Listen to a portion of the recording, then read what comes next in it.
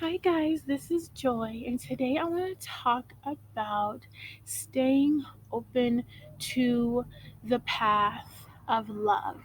So, what that means is that the path that you have to self love is not always meant to live alone. I do believe it's meant to attract souls who are on that same path, that same way of ascension, and help you live this life in more harmony. So, I don't think we all have a soulmate. I don't want that to sound kind of cliche-ish or phony, but I do believe there's certain people who we can meet who have a certain attraction to us. Okay, so the path for you is not to be meant for you to live alone. So like right now, like me, I'm more by myself. I'm single, and I like that time of healing. And sometimes when you're really, if you're someone who's really focused on growth, or you're someone who's really focused on changing, or you want to find some resolution in your life, it may seem like you're out of the box to a lot of average people.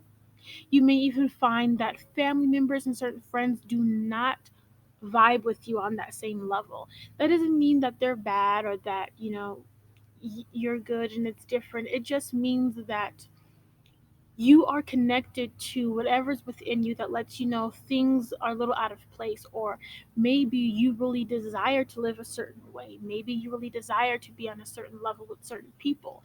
And I believe that the universe gives us all opportunities to actually live those desires out, so that helps you become more aware of what you actually want in life. And I think we have to, when we if we get to a place of solitary where we're alone, just know like that the universe is giving you a chance to grow. I'll give you an example from my personal experience. I have i began to live alone around the age of 19 to 20, and it wasn't easy for me. It wasn't like a happy move out. I'm not sure if a lot of people who begin to live alone have a happy move out or whatever reason it is, but I had to leave my home because of some situations that were taking place in my home with my family that were very opposite of love. And I didn't understand it. I kept trying to ask the higher consciousness for help, for assistance to get particular people out of my home, out of my life, because they were causing a much turmoil.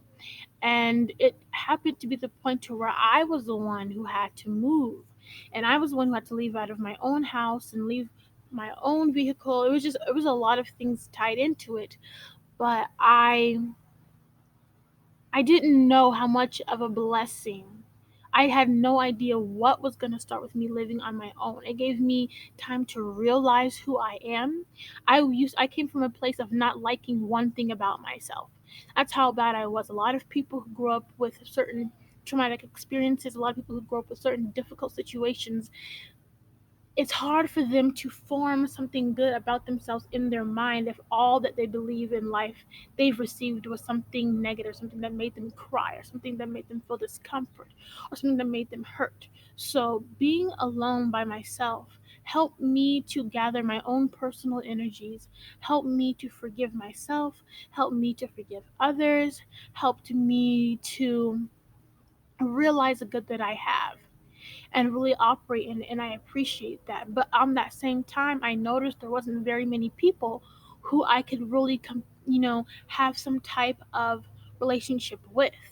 And I like this point because eventually, as you reach the height that you are meant to reach, whatever reason the universe has you on that single minded journey for, when you get to that height, when you get to that point to where you've received and you've learned the experience that you were supposed to have being a single person. You know who you are, you trust yourself, you're a lot more guided in life, whatever the purpose is of this journey. You'll meet someone who connects with you, like, wow, this person really vibes with me, this person's like a part of my tribe, my family, and you'll feel so grateful. This message is for you to get involved with that person in a respectful manner, whether it be a relationship or just a friendship.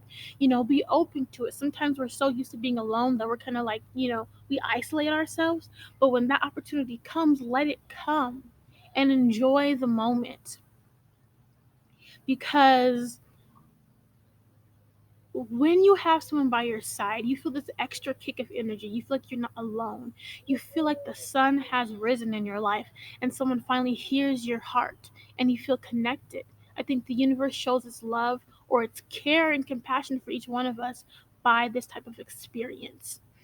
I used to, and for marriage wise, if it is about marriage, whether you know it or not.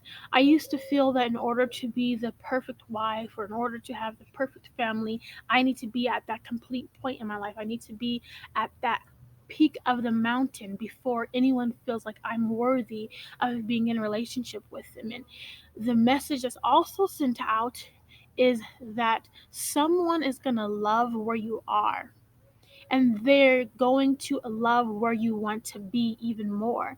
And they have to be comfortable with the mistakes that we make, with their learning process, because they love where you're heading towards so much that they have the faith that no matter what you do, you're going to get yourself back on that path. And that's what they admire. So even if you're not perfect, even if you feel like you're incomplete or you're not a masterpiece, when you meet someone who still admires you, that's an open door to accept their love. So just know, you guys, the path of singleness isn't forever. Just know the time of singleness is a blessing, and be open to the renewal of love and friendship in your day. Stay well, stay healthy, like, comment, and subscribe. Thank you so much. Have a beautiful day. Bye.